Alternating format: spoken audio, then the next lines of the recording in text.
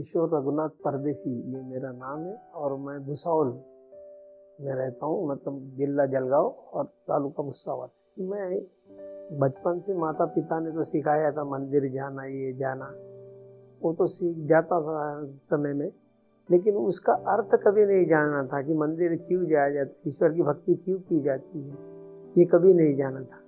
परंतु जब मेरे जीवन में एक स्त्री आई, लड़की, और उसके द्वारा प्रभु का वचन मेरे सामने आया बाइबल, और जब मैं बाइबल को पढ़ने लगा तो उस उद्देश्य को जाना कि भक्ति का अर्थ क्या है, प्रभु यीशु मसीह के वचन के द्वारा वो मुझे समझा।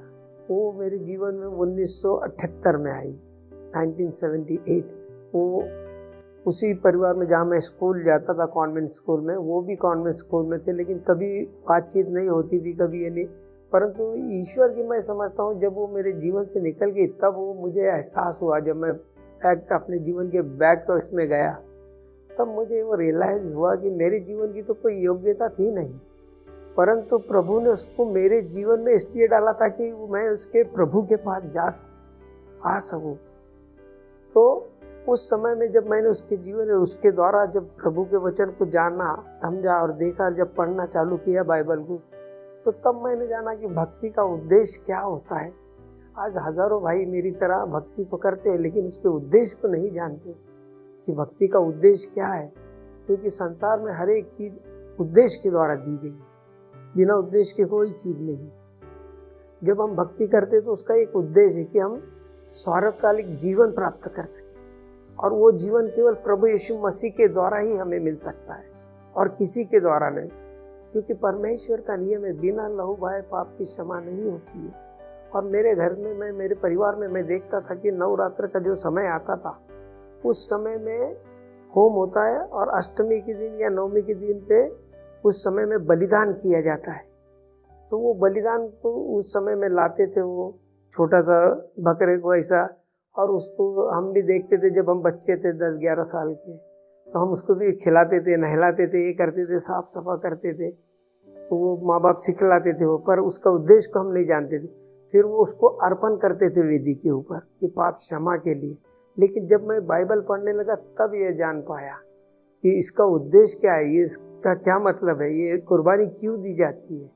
तो फिर बाइबल में बताया है कि उस समय में कि बिना लहू बहाए पाप की क्षमा नहीं होती है। तो फिर ऐसा कौन सा लहू था। फिर मैंने जब उत्पत्ति की बाइबल की पहली पुस्तक को पढ़ा तो वहाँ पर परमेश्वर ने जब मनुष्य का निर्माण किया, पृथ्वी का निर्माण किया, तो उसने 3 चीजें वहाँ पर, जब मनुष्य के द्वारा जब उसने आज्ञा को तोड़ा तो पाप जीवन में आया, पाप के द्वारा मौत आई। तो 3 चीजों को श्रापित किया परमेश्वर ने उस समय। पहला श्राप दिया उस आदम को जो बनाया था, कि पहला श्राप उसको आदम को ऐसा दिया कि तू ये जमीन जो तुझे उपजाऊ दे रही थी, अब ये कांटे उगाएगी, अब तू कष्ट करके मेहनत करके पसीना बहाकर इसमें से अपने उपजाऊ को निकालेगा। फिर दूसरी चीज स्त्री को श्राप दिया कि तू बच्चा प्रस्थापित करेगी और मेरी तेरी पीड़ाओं को इतना बढ़ाऊंगा कि तेरे प्राण भी उसमें जाएगी। तो मनुष्य की निर्मित हुई वहां। फिर तीसरा श्राप पशु को दिया जो सांप के द्वारा किया था कि तू जमीन पे रहेगा और मनुष्य तेरे सर को कुचलेगा और तू मनुष्य की एड़ी को डसेगा। तो ये तीनों चीजें श्रापित हुई, और श्रापित के द्वारा श्रापित चीज नैवेद्य नहीं चढ़ती परमेश्वर को कभी, क्योंकि उस समय में जब हम बचपन में थे तो हमारे माता पिता बकरे को नहलाने को लगाते थे, ये करते थे, उसको चेक करते थे कि कहीं इसको मार तो नहीं लगाए, कहीं इसको जख्म तो नहीं लगाए।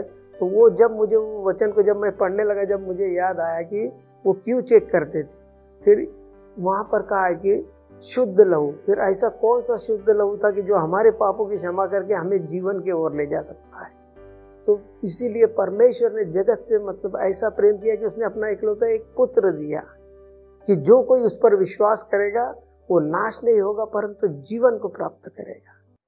तो उस समय में प्रभु यीशु मसीह मतलब कुंवारी के द्वारा आया, जिसको हम कहते कुंवारी शादीशुदा नहीं, और परमेश्वर मानवीय देह में कर जग में आया और उसने वो शुद्ध लहू हमारे लिए क्रूस पर बलिदान किया ताकि हम जीवन प्राप्त कर सकें। और वो मारा गया, गाड़ा गया और तीसरे दिन जी उठा। तो उसने बाइबल ये सिखलाती है, प्रभु यीशु मसीह का वचन, मरण सत्य नहीं परंतु जीवन सत्य है, और वो प्रभु यीशु मसीह ने वहाँ पर सिद्ध किया। और वही आशा उसने दी हमें कि यदि तुम मुझ पर विश्वास करोगे तो तुम मृत्यु को नहीं परंतु जीवन को प्राप्त करोगे। तो जिस समय में मैं उस लड़की के साथ में आया और फिर जब मैंने उससे विवाह किया तो मेरे परिवार ने मुझे उससे अलग, अपने अंदर से अलग कर दिया। तो 10 साल तक मेरे परिवार ने मुझसे बात तक नहीं की।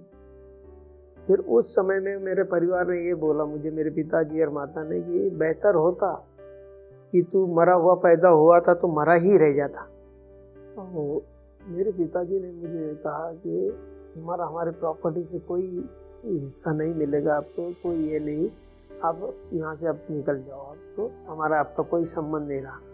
मैंने उनसे कहा कोई बात नहीं, मुझे आपका प्यार चाहिए, मुझे कोई धन दौलत नहीं, मुझे सबसे बड़ी दौलत प्रभु यीशु मसीह मिला है। तो फिर मैं बाहर निकल गया। फिर बहुत सी कठिनाई जीवन में आती चली गई, परंतु परमेश्वर ने हर एक कठिनाई का निवारण करता रहा।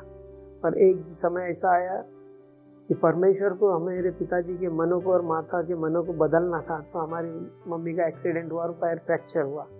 तो मेरी पत्नी महीना भर उनकी सेवा करती रही वहाँ पर। तब उनको वो चीज़ रियलाइज हुई कि सचमुच जो मेरे बहू है, जो मेरे समाज के, मेरे इसके वो नहीं, परंतु ये जो प्रभु यीशु मसीह में रहते हैं, ये इनके अंदर ही वो सेवा का गुण है कि प्रभु ने वो चीज़ दी है। फिर उस सेवा के द्वारा मेरे पिताजी मुझे बुलाने लगे, फिर लेकर बैठने लगे पास में, और वो मुझसे पूछते थे बाइबल की बातें बहुत, और फिर वो बाइबल को सुनते थे। फिर वो मुझसे कहने लगे कि मैं रोज़ सुबह 4 बजे रेडियो को लगाता हूँ और ये वचन को सुनता हूँ, और मैं देखा कि सत्यता इसी इसमें है, प्रभु यीशु मसीह के वचन में सत्यता है। कि जो गीता और मैं रामायण को पढ़ता इसमें वो सत्यता नज़र नहीं आती मुझे, परंतु ये सत्यता प्रभु यीशु मसीह के वचन में नजर आती। तो फिर एक क्वेश्चन उन्होंने मुझसे किया कि परंतु मैंने मसीह लोगों के जीवन में इस चीज़ को कम देखा है। तो मैंने उनसे प्रभु यीशु मसीह का एक उदाहरण कहा कि एक व्यक्ति प्रभु यीशु मसीह के पास आए और उसने उससे पूछा, गुरुजी ये शास्त्री फरोशी जैसा बोलते वैसा तो वो करते नहीं है। प्रभु यीशु मसीह ने उसको एक उत्तर दिया कि तू उनके जीवन को मत देखो, परंतु वो जो बोलते वो ईश्वर का नियम है। उसने कहा बस नियम को मानो और उसके अनुसार चलो, आप तो आप जीवन को पाओगे, उनके जीवन को देखकर ठोकर मत खाए। तो इस प्रकार से वो फिर मुझे पास में लाने लगे, बोलने लगे, करने लगे और बाइबल की बातों को सुनने लगे। मेरा जीवन तो बहुत सा पुराना जीवन बहुत ही बुरे कैरेक्टर में था, यानी बुराई की ओर था और गलत कामों की ओर था, क्योंकि सब तरीके की भाईगिरी करना, मारपीट करना, झगड़े फसाद करना, ये था। परंतु जब वचन को जाना, प्रभु यीशु मसीह को जाना, तो वहाँ से जीवन को मेरे प्रभु ने बदल दिया। फिर उस चीज़ को मेरे जीवन से हटाया। उस स्त्री के द्वारा, उस लड़की के द्वारा मेरे जीवन में प्रभु ने प्रवेश किया और परमेश्वर ने मेरे जीवन को फिर वहाँ से बदल दिया। मेरे दोस्तों का व्यवहार बहुत क्रूर व्यवहार के थे। आज तो उसमें से कई दोस्त जो है उनके तो 3-4 लोगों के मर्डर हुए हैं और बहुत से लोग अभी बुराई में थे, लेकिन जो बच गए थे फिर वो, मैं जब प्रभु में आया तो उनको जो वचन बताने लगा, मैं उनको लेकर बैठने लगा, वचन बताने लगा, तो अभी बहुत से जो उसमें से बचे हुए, तो कुछ पुलिस में भर्ती हुए, कुछ इधर भर्ती हुए, और वो आज भी है, और वो आज भी वचन को सुनते हैं, आते हैं, बैठते हैं, पूछते हैं। मेरा जीवन प्रभु में बहुत अच्छा है कि मैं ये समझता हूँ अपने आप को कि मुझ जैसा सुखी इंसान इस पृथ्वी पर कोई नहीं है, क्योंकि प्रभु मेरे जीवन में उसके आशीष के द्वारा भरता है और हमेशा मेरी तकलीफ़ों में, हर चीज़ में मेरे प्रभु ने मेरी सहायता की। आज 4 बच्चे मुझे दिए और वो बच्चे प्रभु के अंदर ग्रो हुए, बड़े हैं, पढ़े हैं, और आज इसमें से एक USA को गया है और 2 बच्चे यहाँ कंपनी में हैं, काम पे, सर्विस पे, IT किया है उन्होंने और यहाँ पर सर्विस पे। मैं एक ऑटो रिक्शा, पहले मैं जॉब कर रहा था, लेकिन उसमें फिर जॉब में मुझे ब्रेक दिया गया तो मैंने वो सेंट्रल गवर्नमेंट का रेलवे का जॉब छोड़ा। फिर उसके बाद मैं स्टेट गवर्नमेंट में 3 साल तक का काम किया। फिर वहाँ से भी हुआ तो फिर मैंने ऑटो रिक्शा लिया और उस ऑटो रिक्शा में प्रभु ने मुझे चलाया, मेरी सारी ज़रूरतों को पूरी किया और बच्चों की भी सारी ज़रूरत हुई।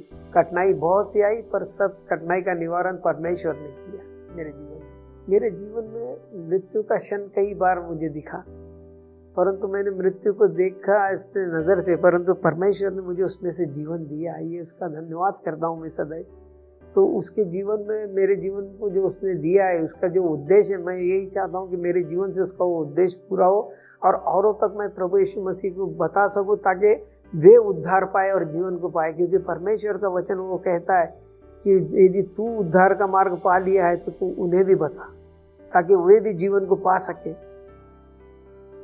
तो मेरी ये इच्छा है कि हमेशा उसके वचन को मैं औरों तक पहुंचाता चलूं ताकि मनुष्य उस पर विश्वास करे और जीवन को पाए।